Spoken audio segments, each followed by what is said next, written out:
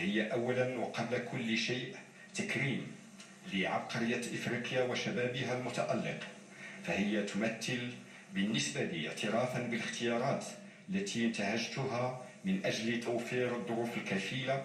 بإبراز هذه العبقرية والنهوض بها، وذلك لأن كرة القدم ليست رياضة فحسب، بل هي ثمرة بناء وعمل متفاصلين. ولقد حرصت دوما على جعل كرة القدم في بلادي المملكة المغربية ركيزة للنجاح ورافعة للتنمية البشرية المستدامة، فلئن كانت لعبة تستأثر بقلوب الملايين وموهبة تعكس طاقات إبداعية خلاقة، فهي تقوم أيضا على أساس رؤية مستقبلية والتزام طويل النفس وحكمة قوامها النجاعة والشفافية واستثمار في البنيات التحتية وفي الرأس مال البشري. وبقدر ما شرفت كرة القدم المغربية القارة الإفريقية خلال كأس العالم الأخير بقطر، فإنها قد أعلت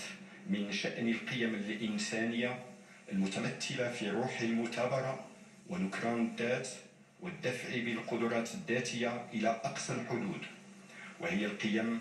التي حرصنا على ترسيخها من خلال ضم الرياضة إلى التربية، سعيا منا إلى توسيع قاعدة ممارسة كرة القدم بشكل خاص وتحريك الطاقات ومواكبة ما يتم اكتشافه من مواهب بما يناسب من تكوين وتأهيل. وقد أثبتت المملكة المغربية في مناسبات عديدة وبالعمل الملموس أنها تضع إمكانيتها وبنيتها التحتية وتجربتها لا سيما في مجال كرة القدم رهن إشارة جميع البلدان الإفريقية الشقيقة الراغبة بدورها في جعل الشباب دعامة للأمل والنمو، وذلك لأن طموحي من أجل لا يضاهيه في جوهره سوى طموحي من أجل القارة الإفريقية.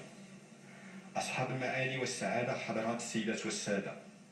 من هذا المنطلق أعلن أمام جمعكم هذا أن المملكة المغربية قد قررت بمعية إسبانيا والبرتغال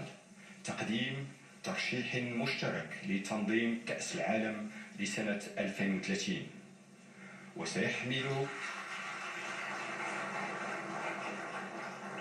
وسيحمل هذا الترشيح المشترك